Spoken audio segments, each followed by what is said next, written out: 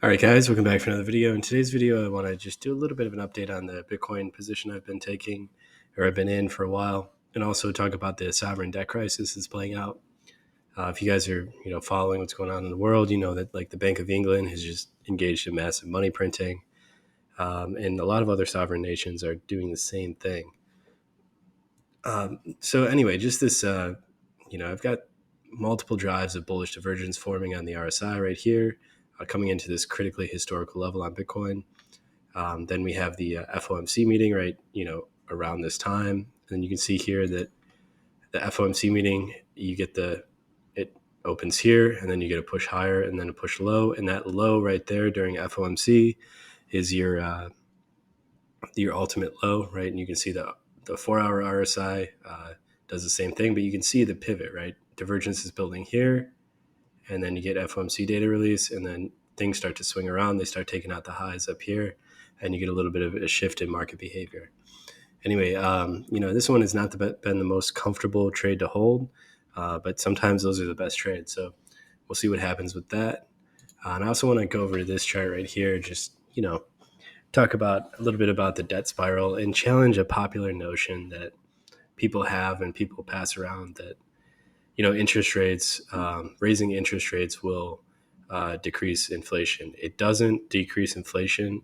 That should be obvious at this point. We've been raising interest rates for 9 months, and the cost of goods that we care about hasn't gone down. It actually, raising interest rates can actually have a different effect of actually raising inflation over the long term because of the effects it has on the sovereign debt cycle.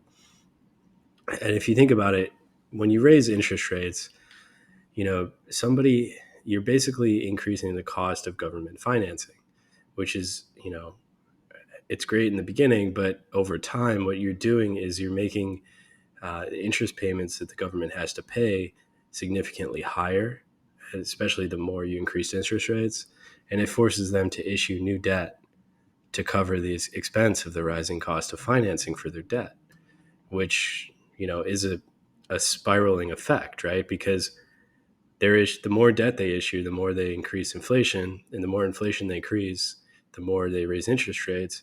The more they raise interest rates, the more debt they have to issue to cover the cost of financing. So it's a very cyclical spiral, right? And it doesn't reduce inflation. It maybe temporarily, but over the long term, it actually increases inflation because of the way it makes governments spend more money to meet the cost of financing. And this is something where it doesn't really matter like how much time is involved in, well, excuse me, let me put it a different way.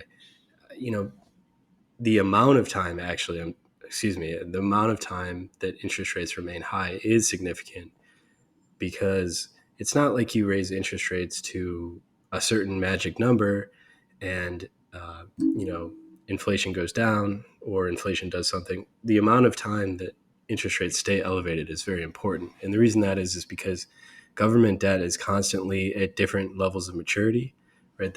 There's a lot of different duration bond instruments like 2-year treasury, 10-year treasury, 30-year treasury, and they're all been issued at different time periods. So the debt maturity is constantly reaching maturity on different duration bonds issued at different dates and time in the past.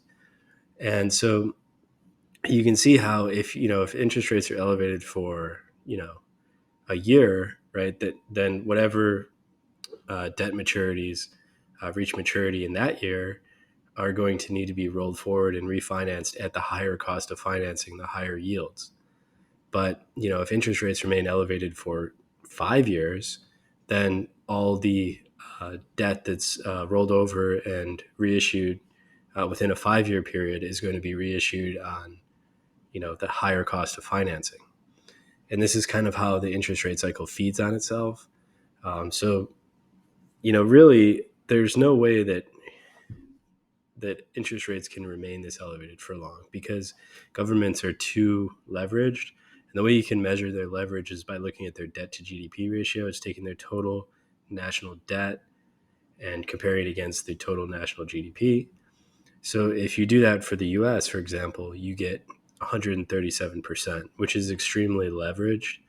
Um, I don't believe there's ever been a time period in the U.S. history where the government has ever been that leveraged, right? So the reason why I point that out is because how leveraged you are affects how quickly this debt cycle moves, right? So because the government is so highly leveraged, they can't afford to keep um, interest rates high for the same period of time that a government that is less leveraged would be able to do. So we're sort of moving into unsustainable territory.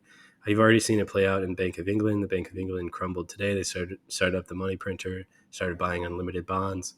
You can see that in Bank of Japan too. Japan is basically doing yield curve control to peg their yields at a certain rate that are vastly different than the current rates in America.